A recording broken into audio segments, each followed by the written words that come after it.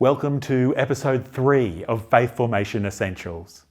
I hope you're starting to get the feeling that the world of education is a huge and interesting one, and that the Christian education world, the sphere of faith formation, is a fascinating place. Certainly, we know that it's crucial to understand the people we're working with and the way that people learn. In this episode, we're going to give special attention to that set of ideas that helps us do just that, understanding learners as well as understanding ourselves as learners. Do you have a preference for how you learn things? Not what you learn, but how you learn it. You probably have an inkling about that. We'll get back to it later. Let's begin by getting in touch with our own memories about being in learning environments. Maybe in the church, but maybe elsewhere as well. Here's the questions for you. What comes to mind when you think of great learning times in your past? Maybe the past is your childhood or teen years at school, or maybe it's more recent, and depending on your age, of course. But can you think of a learning experience that inspired you or drew you into a subject effectively? Or where you felt really understood or really understood something? So what comes to mind when you think of a great learning experience from your past? Jot something down in your workbook firstly. Then there's step 2. What was it about that experience that made it great? Jot that down too. There are some possible answers there on the page, but feel free to go beyond them as appropriate. Okay, pause the video now to do some of that remembering and writing.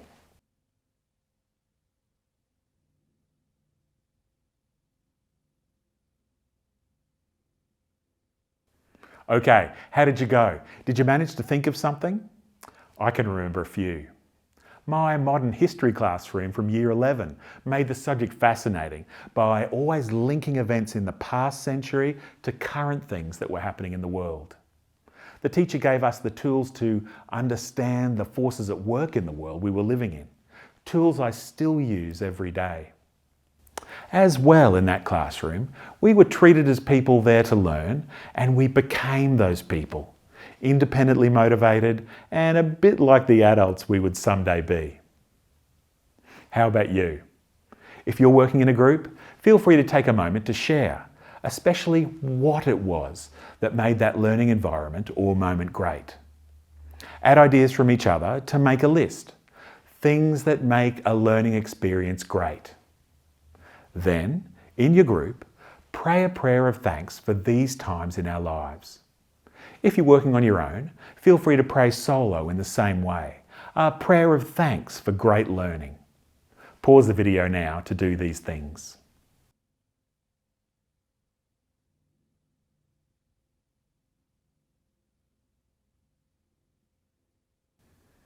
All right, nice one. It's good to be thankful for these times from our pasts.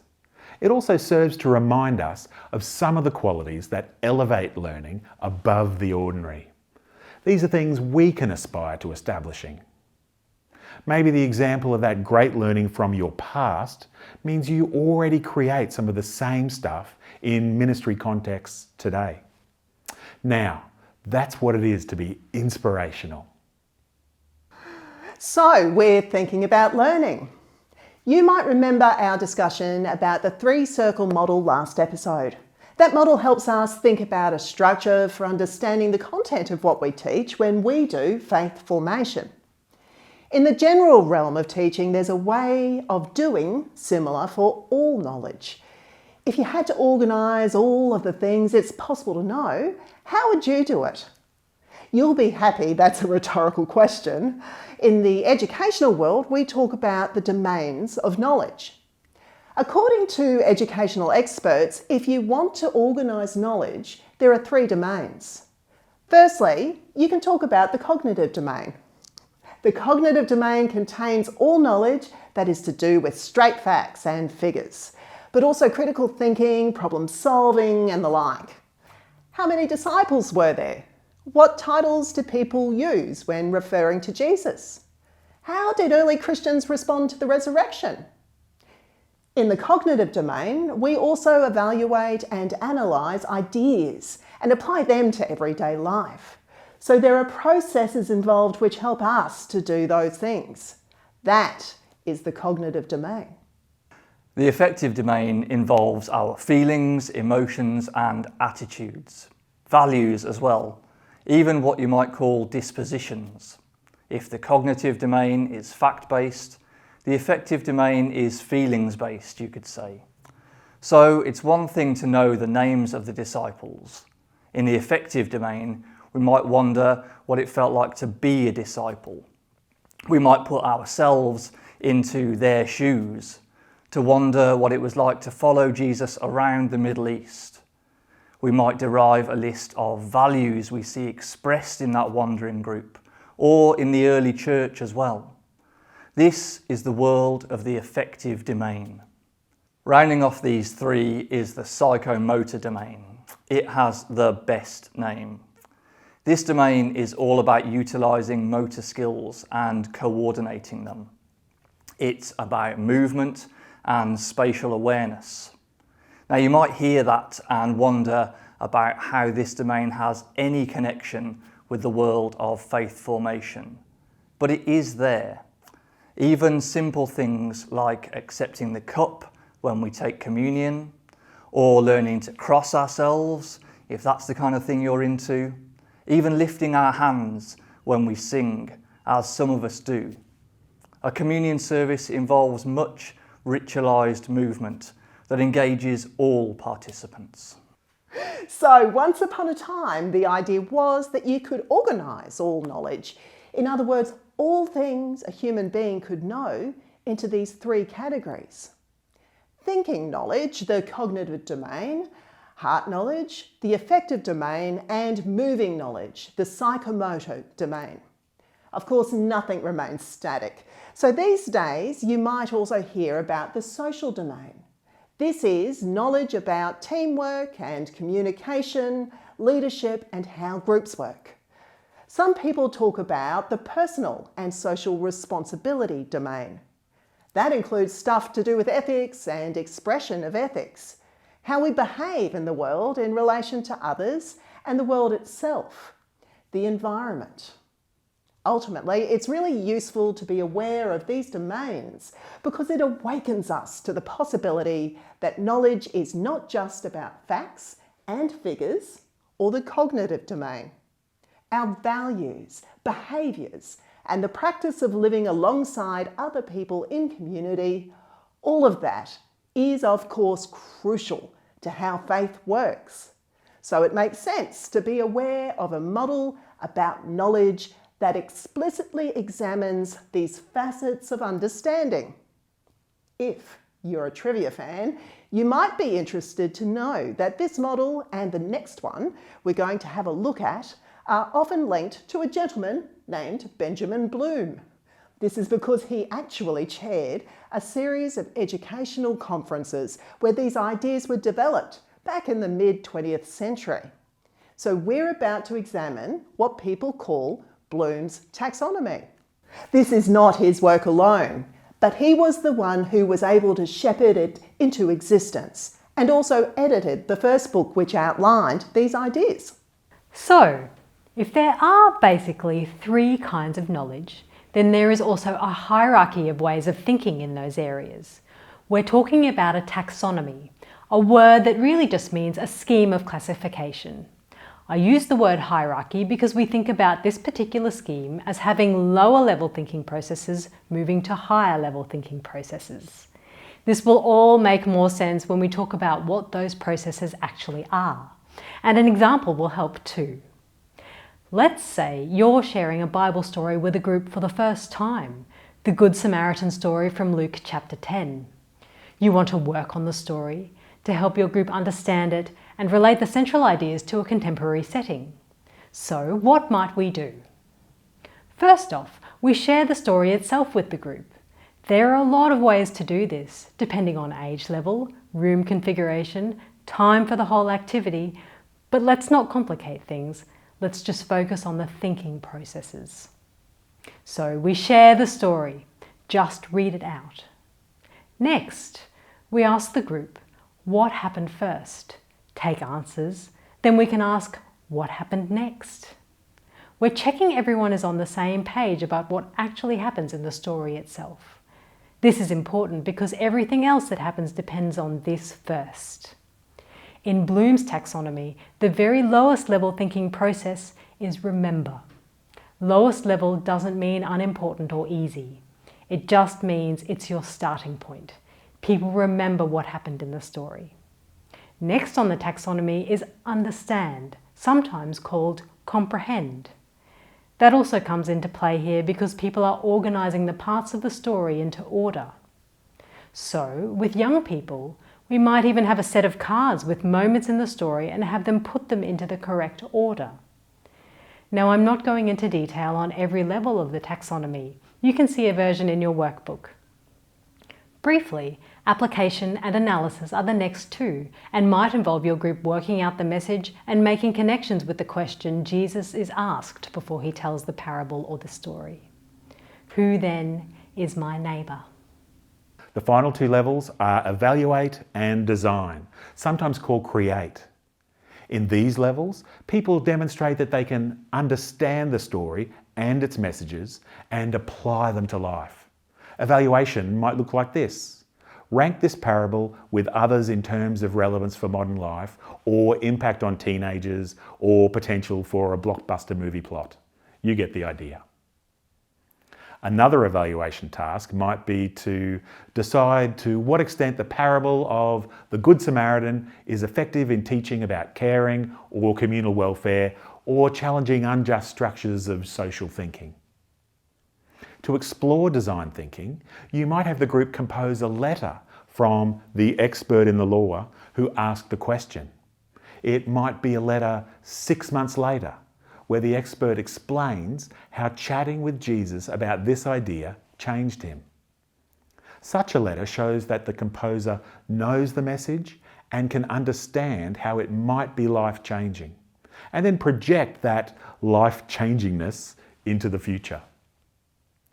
Teachers use this kind of taxonomy all the time. Knowing how human brains work enable us to create learning experiences that are as effective as they can be. Learning is easier when we build foundations rather than start at the top and flit around. Those of us in less professional educational settings can use this information too.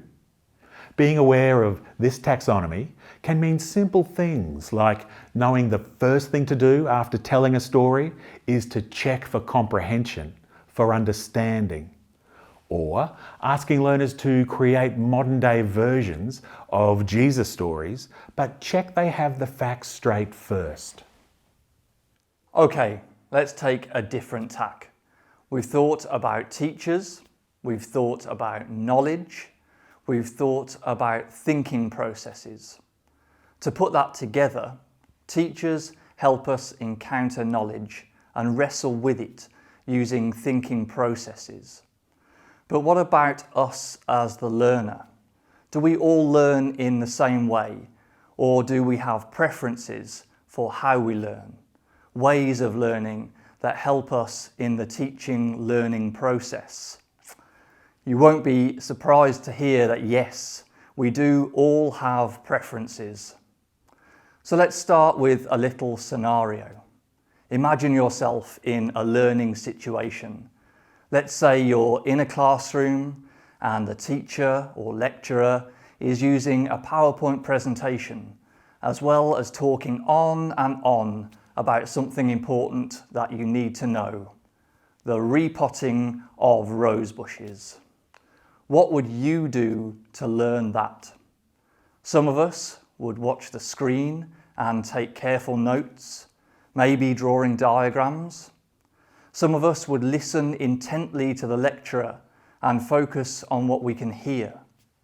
Some of us would find all of that unhelpful and would look forward to a bit of practical work where we get to do some actual physical work with rose bushes and soil.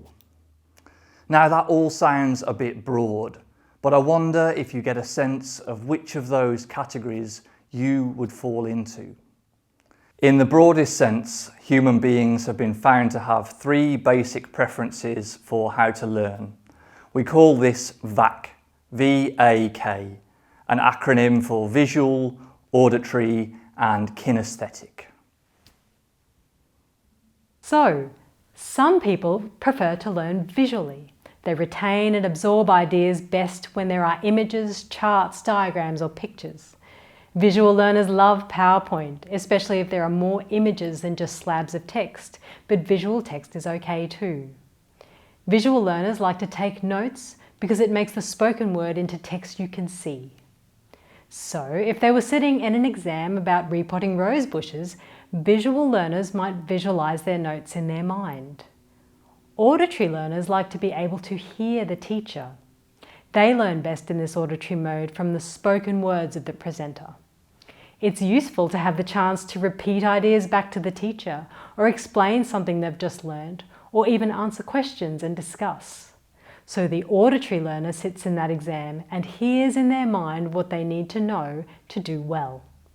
Note that auditory learners might also take lots of notes to record what they're hearing. The third group are the kinesthetic learners. Have you heard that word before? These are the people who learn best by moving, doing, touching. They remember more about what was done in a learning experience, not what was said or seen. Practical hands-on experiences are the go here. So, are you getting more of a sense of where you sit? Note a few things. These are preferences. We can all learn in each mode. I am a visual learner to a high degree, but I can still listen to a person teaching and learn. It's the same for each of us. We can learn in any way, but our mind has a preference for one, or sometimes a balance between 2 of these. It's totally worth having a handle on our own preference.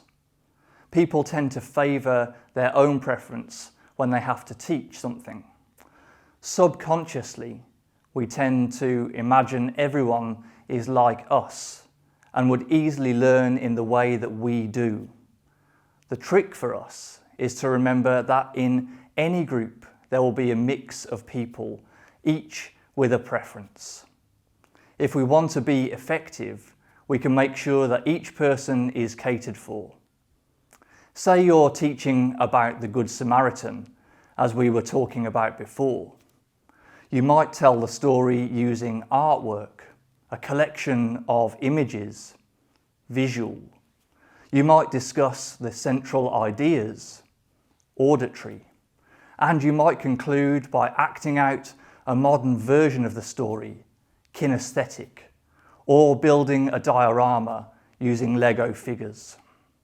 Now, also take note of this. If you ask people about memorable learning experiences, many people describe the time they did something that sounds kinesthetic. The science teacher took them into the playground with skateboards to teach the laws of motion, or the priest took the class into the sanctuary to examine the chalice and the cloths used in the Eucharist. Many assume this means they must be kinesthetic, because these experiences are at the top of their mind when recalling learning. The truth is, we all love and remember these practical moments.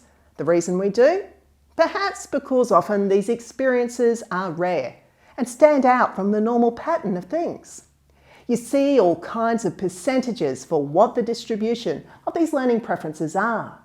Some people suggest that the percentage of visual learners is growing, possibly due to the saturation of our modern lives with images.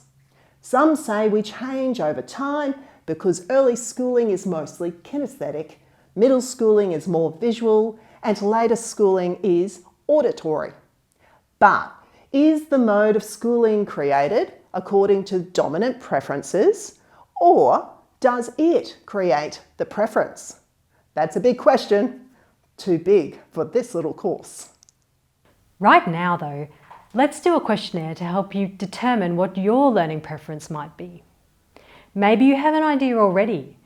In your workbook, there's a simple set of questions designed to point you in the direction of understanding yourself as having a preference in one of these categories. Have a go at those questions. Just go with your first gut reaction rather than overthinking it.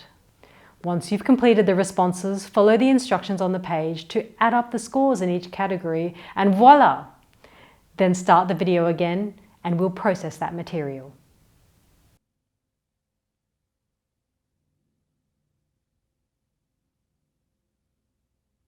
Okay, how did you go? After our discussion, you can probably guess which category is which on the page. How was your score in each? Does one stand out? Did it turn out the way you might have suspected? This is not a scientific survey, so if it seems contradictory to what you think your preference is, that just might be the case. Maybe your score is close in 2 of the 3. That's fine too.